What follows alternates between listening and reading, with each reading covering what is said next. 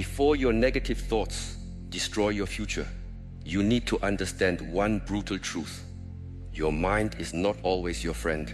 Sometimes the voice inside your head is not protecting you. It is imprisoning you.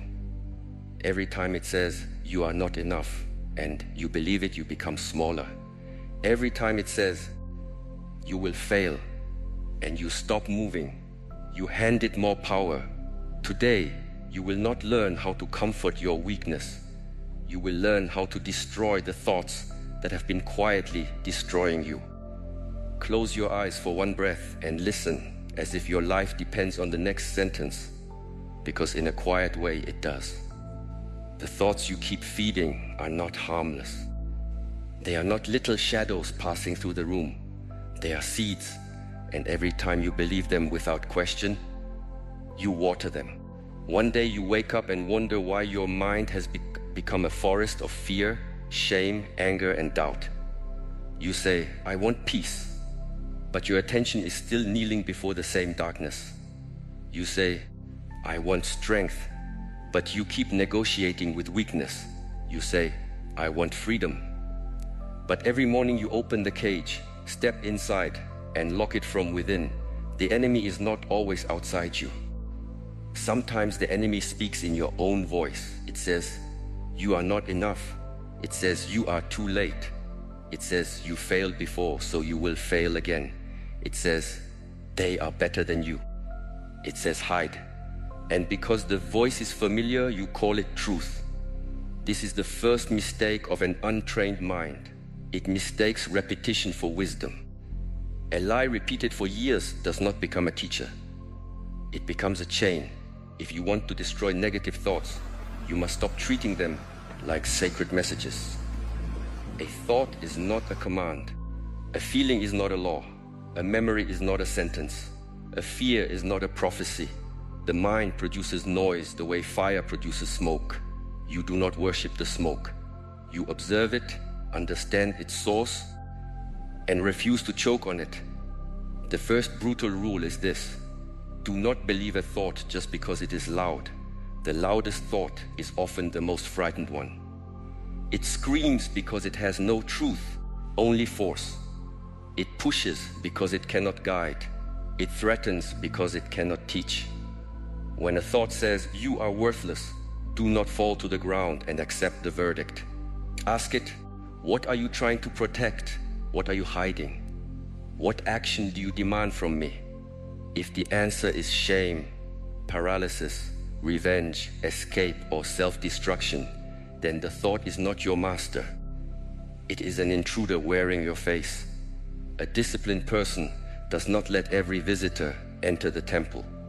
You would not allow a thief to walk into your home, open your cupboards, lie in your bed, and call himself family.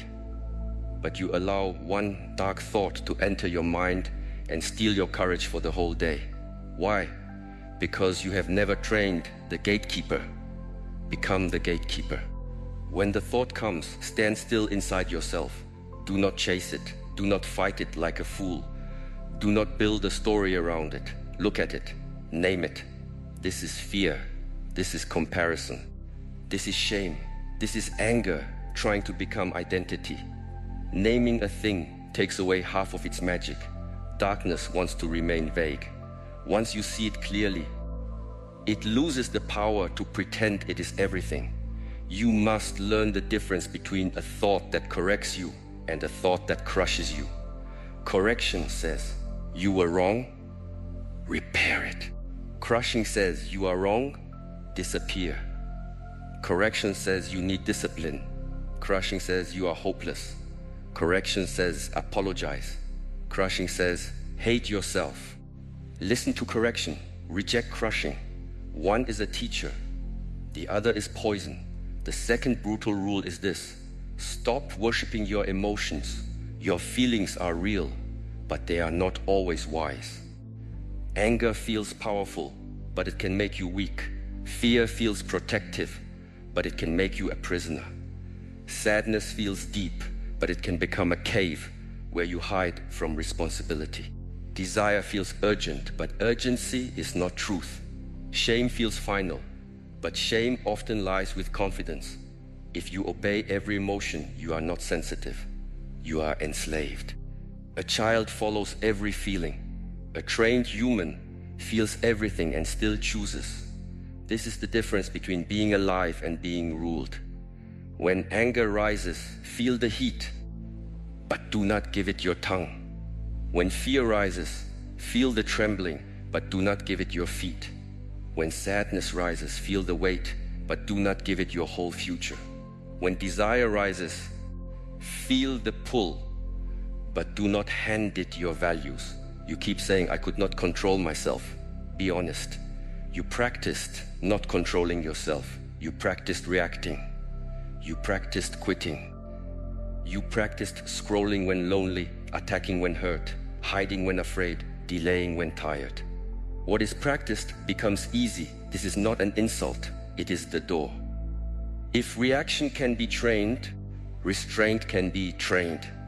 If fear can be trained, courage can be trained. If weakness can be repeated, strength can be repeated. Do not wait until you feel calm before you act with discipline. Acting with discipline is how calm is built. Do not wait until you feel confident before you move. Movement builds confidence. Do not wait until your mind becomes clean before you live cleanly. Clean action washes the mind. Your feelings are weather. Your values must be mountains. Rain touches the mountain, but it does not move it. Wind strikes the mountain, but it does not command it. Clouds hide the mountain, but they do not erase it. Decide what your mountain is. Decide before the storm comes. Decide when you are clear, so that when emotion arrives, you are not bargaining with darkness. Say to yourself, I will not speak poison because I am angry. I will not betray my future because I am tired. I will not return to what damages me because I am lonely. I will not turn one bad moment into a destroyed day. I will not let a temporary feeling make a permanent decision. This is not softness. This is war without noise. The third brutal rule is this: remove the pleasure from self-pity. Self-pity is dangerous because it comforts you while it weakens you. It sits beside you and says, poor you, nobody understands. Life was unfair. Stay here. Do not try. Do not risk. Repeat the story of how they hurt you. It feels like compassion, but it is a sweet poison. Real compassion gives you strength to stand. Self-pity gives you permission to rot. Your pain deserves respect, but it does not deserve a throne. Yes, you were hurt. Yes, someone betrayed you. Yes, you failed. Yes, life may have been unfair. But now what? Will you spend the next 10 years proving that the wound was real? Or will you become so disciplined that the wound no longer commands your character? A scar can be a teacher, but only if you stop reopening it for attention. Some people do not want healing yet. They want witnesses. They want the world to gather around the wound and agree that they had a reason to stop living fully. But witnesses are not freedom. Sympathy is not transformation. If your suffering becomes your identity, you will defend it whenever discipline tries to free you. This is the hard truth. Your past may explain your pain, but it cannot be allowed to excuse your self-destruction. The negative mind loves the sentence, because this happened, I cannot. Because I was rejected, I cannot trust. Because I failed, I cannot begin. Because I was embarrassed, I cannot be seen. Because they left, I cannot love. Because life was hard, I cannot become disciplined. This sentence must die. It with this. Because this happened, I must become more awake. Because they left, I must stop abandoning myself. Because I failed, I must learn the method. Because I was embarrassed, I must grow humility. Because I was rejected, I must know my worth without begging. Because life was hard, I must become harder to break and softer in the heart. Pain without responsibility becomes bitterness. Pain with responsibility becomes wisdom. Do not romanticize suffering. Suffering alone does not make you deep. Many people suffer and become cruel, jealous, lazy, suspicious, and afraid. Suffering only becomes wisdom when you digest it through honesty and action. Otherwise, it becomes a swamp. And you call the swamp your personality. When self-pity starts singing, do not dance with it. Stand up, wash your face, clean one thing, train one movement, finish one task, make one honest choice. The mind that wants to drown in the story must be pulled into action. Action is disrespectful to self-pity, and this is why action heals. The fourth brutal rule is this: move the body before the mind becomes a prison. A toxic mind loves an inactive body. It loves the dark room, the closed curtain, the phone in the hand, the bent spine, the shallow breath, the messy bed, the skipped meal, the late night. It loves when you sit for hours thinking about life, but doing nothing with life. It loves when your energy has no direction, because unused energy turns into anxiety. Many people call it overthinking. Often it is trapped energy. Move. Do not wait for motivation. Motivation is a guest, not a foundation. Stand up, walk, stretch, train, clean, breathe deeply. Put your hands into useful work. Return to the body because the body lives in the present. The mind can run to regret and fear, but the body can only touch now. Use that doorway. One honest movement can interrupt 10 dark thoughts. One completed task can challenge the voice that calls you useless. One disciplined breath can stop anger from becoming damage. One cleaned room can tell the nervous system, order is possible. Do not mock simple actions.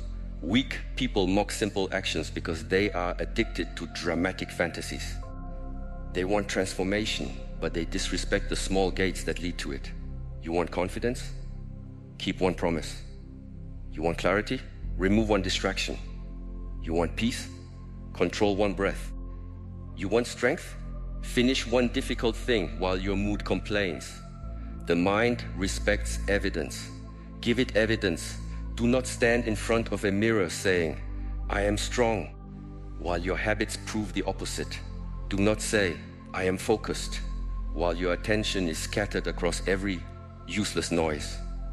Do not say, I respect myself, while you feed your body poison, your mind garbage, and your spirit chaos.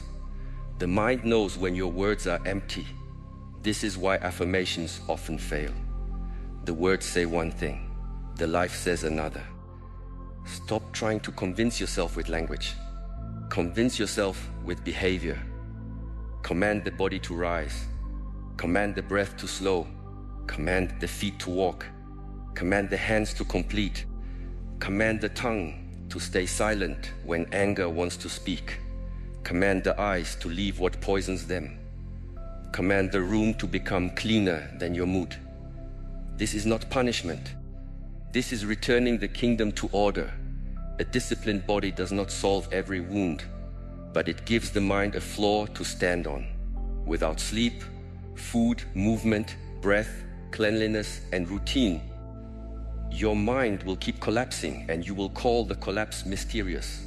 It is not mysterious. It is neglected. The fifth brutal rule is this: give your life a purpose stronger than your mood. A mind without purpose becomes a playground for negative thoughts. When there is no direction, every small insult becomes important. Every delay becomes tragedy. Every opinion becomes a wound. Every comparison becomes a knife. Every mistake becomes identity. Purpose does not remove pain. It organizes pain. When you know what you serve, you do not stop for every barking dog. When your path is clear, you do not ask every passerby for permission to continue. When your purpose is alive, mood becomes weather again. It may slow you, but it does not own you. Ask yourself honestly, what are your negative thoughts protecting you from? Sometimes they protect you from effort. If you believe you are hopeless, you do not have to try. Sometimes they protect you from risk. If you believe you will fail, You never have to be seen attempting. Sometimes they protect you from responsibility. If everything is someone else's fault, you never have to examine your own habits. Sometimes they protect your ego. If you say the world is blind, you do not need to admit that your work is not yet strong. This is why negative thinking can become addictive. It gives a painful kind of safety. But safety is not the same as life. A seed is safe if it never breaks open, but then it never becomes a tree. A bird is safe if it never leaves the nest, but then the wings become decoration. A person is safe if they never risks failure, but then the soul becomes small. Purpose asks you to break open. Purpose asks you to use the wings. Purpose asks you to be more loyal to growth than comfort.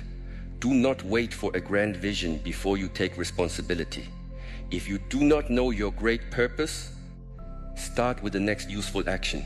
Clean what is dirty. Finish what is unfinished. Repair what you damaged. Learn what you lack. Train what is weak. Leave what is poisonous. Serve where you can. Begin where you stand. The path often appears under the feet of the person already walking. If you are angry, your purpose is control. If you are afraid, your purpose is courage. If you are confused, your purpose is clarity. If you are weak, your purpose is training. If you are bitter, your purpose is forgiveness with boundaries. If you are lost, your purpose is the next honest step. Do not wait for the whole mountain to appear. Take the step you can see. These 5 rules are not separate. They are one discipline seen from 5 directions. Examine the thought. Stop worshipping the feeling. Refuse self-pity. Move the body. Return to purpose. Again and again. This is how darkness is starved. The old mind will resist. Do not be surprised. When you stop feeding a pattern, it becomes louder before it becomes weaker. The thought you used to obey will knock harder. The emotion you used to worship will burn hotter. The self-pity you used to enjoy will become more seductive. The laziness you used to excuse will become more clever. This does not mean you are failing. It means the old structure feels threatened. Let it feel threatened. You are not here to keep your weakness comfortable. There will be mornings when your mind says, "Nothing is changing. Continue." There will be nights when the past returns like a ghost. Continue. There will be moments when anger rises so fast that your mouth wants to become a weapon. Continue in silence. There will be days when loneliness tries to drag you back to people and habits that broke your peace. Continue in self-respect. Continuation is the sword, not excitement, not motivation. Not emotional fire that burns for 1 hour and disappears. Continuation. Quiet, steady, repeated action. This is what changes the inner world. The river does not cut stone because it is angry. It cuts stone because it continues. Become like that. Every time you observe a negative thought and do not obey it, you create space. The first space is small. The second grows. The 10th begins to feel like choice. The 100th becomes strength.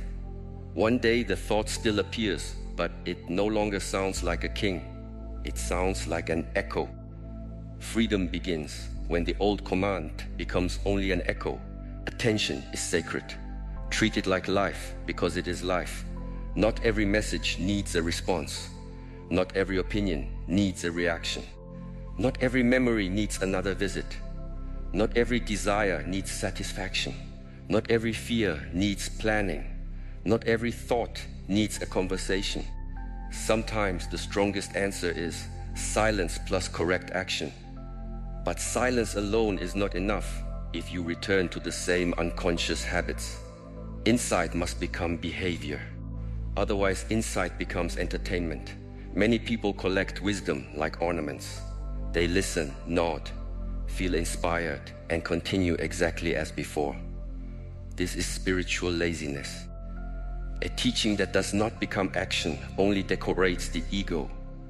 Do not collect more words than you are willing to live. Take one rule and practice it today. When a dark thought appears, examine it. When a feeling demands obedience, pause. When self-pity begins its soft song, stand up. When the body is heavy and the mind is rotting, move. When the mood wants to rule, return to purpose. Do this, not once, but repeatedly. Repetition is the language of transformation. You became skilled at worry. Now become skilled at courage.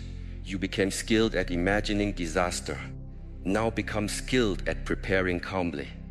You became skilled at returning to old pain. Now become skilled at returning to the present. You became skilled at abandoning yourself. Now become skilled at loyalty. Do not say, "This is just how I am." That sentence is a grave. Say instead, "This is how I have practiced. Now I will practice differently." Identity is not only discovered, it is trained. Every action is a vote. Every reaction is a vote. Every habit is a vote. Every refusal is a vote. You are always voting for the person you are becoming. When you choose silence instead of insult, you vote for mastery.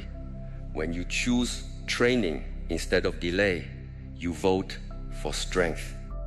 When you choose truth instead of excuse, you vote for freedom. When you choose patience instead of panic, you vote for dignity. When you choose purpose instead of mood, you vote for the death of your old prison. Do not expect applause. The deepest victories are often invisible. Nobody may see the message you did not send. Nobody may praise the anger you swallowed. Nobody may notice the morning you rose while sadness sat on your chest. Nobody may clap when you refuse the old habit. But the mind sees, the body sees, the spirit sees. Trust is rebuilt in secret. Every kept promise becomes a brick. Every brick becomes a wall. Every wall becomes a fortress. Then, when negative thoughts come, they no longer find an open field. They meet structure. This is why discipline is not punishment. Discipline is protection. It protects your peace from your impulses. It protects your future from your mood. It protects your dignity from your anger. It protects your purpose from your distractions. It protects the person you are becoming from the person you used to be. The world will not become quiet so that you can find peace. People will not become fair so that you can stop being bitter. The past will not change so that you can finally move forward. The future will not become certain so that you can stop feeling fear. Waiting for perfect conditions is another form of surrender. You must train in the conditions you have. Train with fear present. Train with sadness present. Train with doubt present. Train when the mind is messy. Train when the heart is heavy. Train when nobody understands. Train when progress is slow. Train when the old voice says, "This is useless."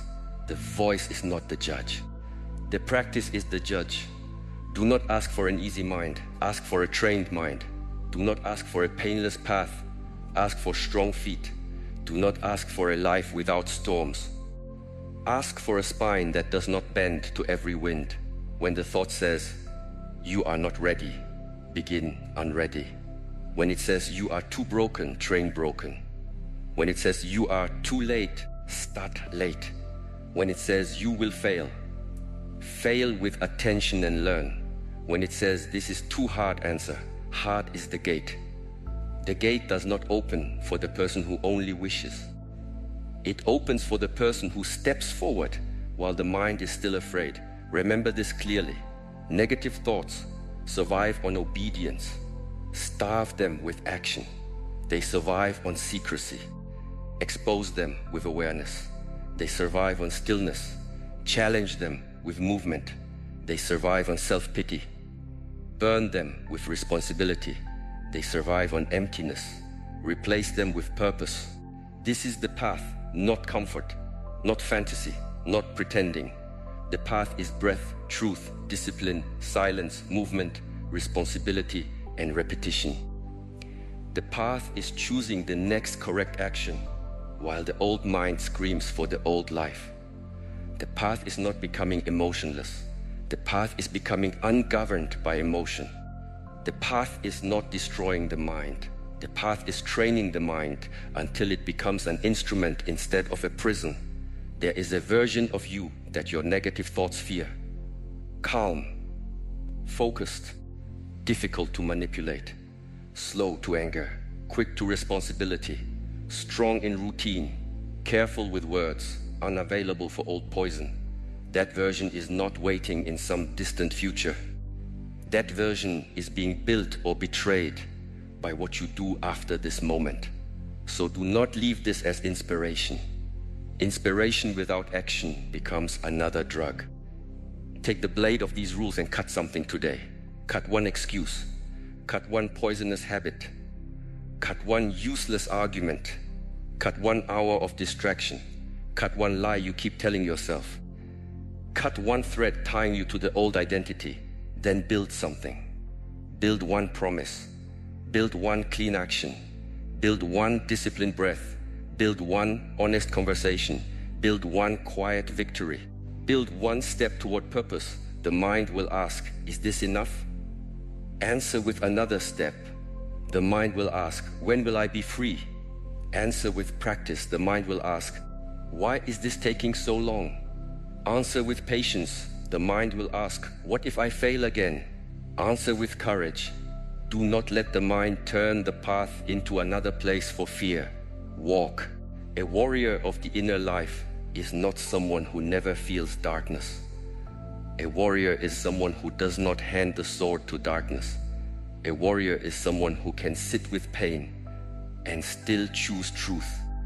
Someone who can feel anger and still choose restraint. Someone who can feel fear and still choose the step. Someone who can hear the old thought and still refuse the old obedience. That is how negative thoughts are destroyed. Not in one dramatic moment, but through 1,000 refusals to kneel diffuse today. Refuse quietly. Refuse with your breath. Refuse with your posture. Refuse with your hands. Refuse with your schedule. Refuse with your attention. Refuse with your next decision. Refuse until the old voice grows tired of finding no servant inside you. And when it returns tomorrow, refuse again. This is how freedom is built. Stand now, breathe, begin again.